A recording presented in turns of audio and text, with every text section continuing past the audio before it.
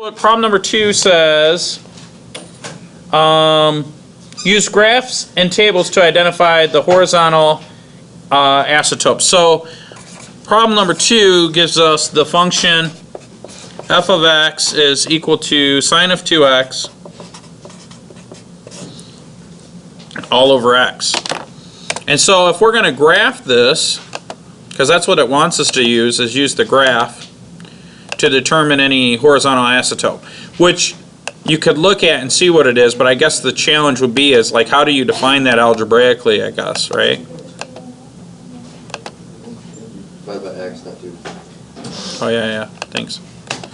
Alright, so now let's look at the graph.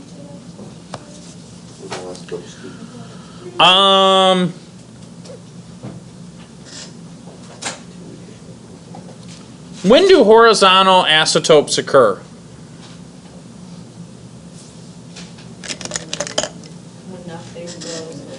There's a like boundary. Yeah, it's like a boundary. So That'd be 2 and like negative 0.5. So horizontal, but what I'm talking about specifically, and you'll notice this in your textbook, there's lots of reasons that we have horizontal isotopes. But what we're really focusing on are rational expressions, fractions, right?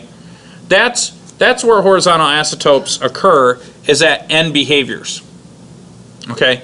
So horizontal isotopes, although they're not always completely isotopes, they're talking about end behavior. And end behavior is a fancy way of saying the limit as x approaches either positive or negative infinity of the function f of x.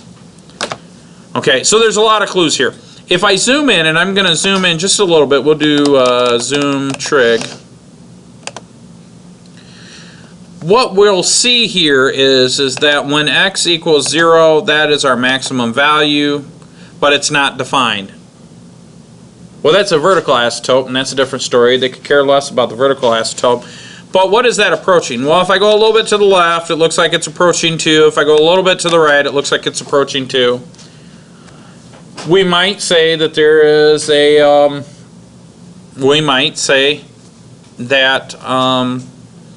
there's a horizontal isotope at 2. But there isn't.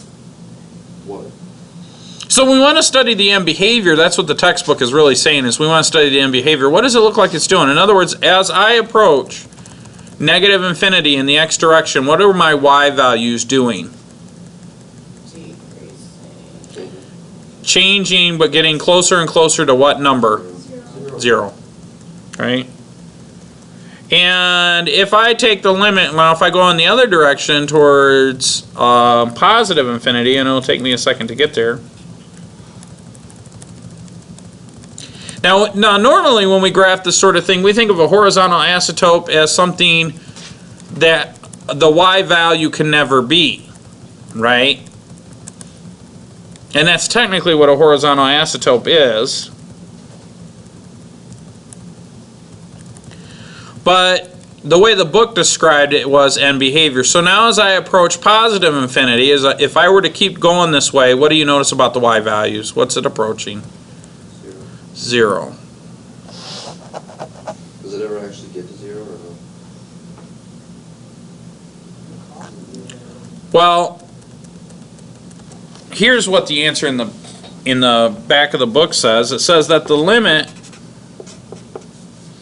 as x approaches infinity of f of x is 0, and the limit as x approaches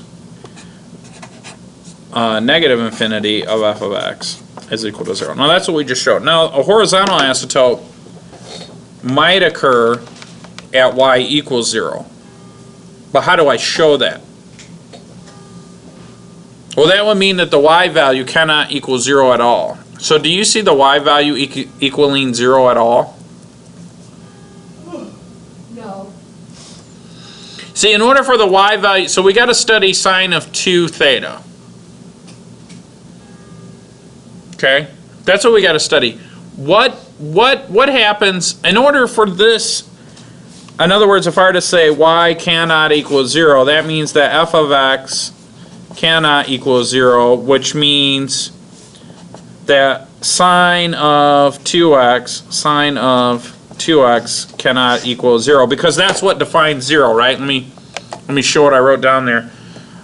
In order for this thing to equal 0, I've got to have a 0 in the top and something on the bottom. Now the only restriction on the domain is that x cannot equal 0. Well, is there a possibility that y might not equal 0? I don't know. Well, it would occur when sine of 2x equals 0. Now we know sine of x equals 0, but is there some sort of change when we do sine of 2x? How does that change things? So one way we could do that is we could just look at the function sine of 2x. So if I come in here and I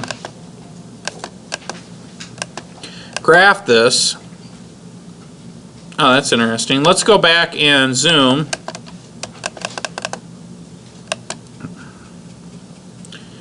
Can sine of 2x equals 0?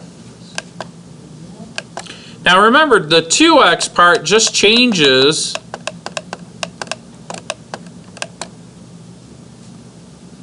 the period in which the function, it just shrinks the function down. So normally sine has a period of 2 pi, but when I put that 2 in the front, what is my period now going to be? 2 pi divided by 2, which is just pi. So I should have a 0 at pi over 2. So what I should be able to do is if I hit trace and I enter in pi over 2. Now think about that before I plug it in. We know that according to the unit circle x, y, if I have a unit circle, and this is cosine comma sine, when does sine equal 0? At 1, 0, that occurs at an angle of 0, and then over here at negative 1, comma 0. And that occurs at pi. If I take pi over 2 and plug it into this equation, I'm saying 2 times pi over 2, which is really just pi. Are you guys with me on that? Does that make sense? So if I enter this in, my y value should equal 0, and it does, and then the whole thing would equal 0. Does that make sense?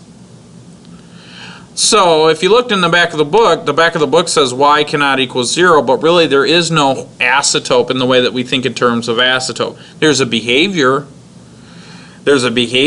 and that's based on the limit.